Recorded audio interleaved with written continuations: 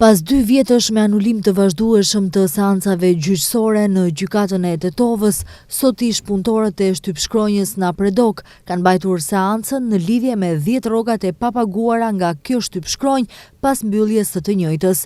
Ish punëtorët thonë se seanca e sotme ishte një hap i vogël dhe shpresojnë që 50 punëtorët të cilët kanë mbetur në rrugë të marrin pagat që ju takojnë.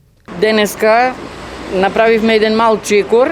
Sot bëm një hap të vogël, u mbajt një seancë me çka premtuan se do t'i ftojnë ekspertët nga të dyja palët. Do të shohim në seancën tjetër që është caktuar më datë 10 nëntor, të shohim çfarë do të deklarojnë ekspertët dhe shpresojmë që si dëshmitar ta thërasin Miroslav Grnçarovskin, drejtuesin e shtypshkronjës, dhe ai të dëshmoj para gjykatës për situatën në të cilën gjendemi.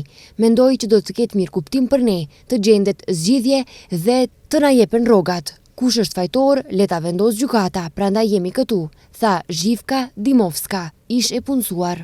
Unë si mendoj që kjo punat shkon përpara çështej, pas 2 vjet, sepse çështej u bë një roçiste. Për çështej do qillon 11 muaj deseti data o petina në sut. E të atëre do qillojmë gjithë do botë. Për ndryshe, shtypshkronja Napredok ka qenë një ndër shtypshkronjat më të vjetra në rajonin e Tetovës. E njëjta ka qenë shtypshkronjë shtetërore, por më pas u privatizua dhe arriti të funksionojë deri në fund të vitit 2023, që nga ajo kohë punonjësit nuk kanë marrë pagat e 10 muajve punë në këtë shtypshkronjë dhe vazhdojnë të zvarriten në seancat gjyqësore. Seanca e radhës është shtyrë për më 10 nëntor.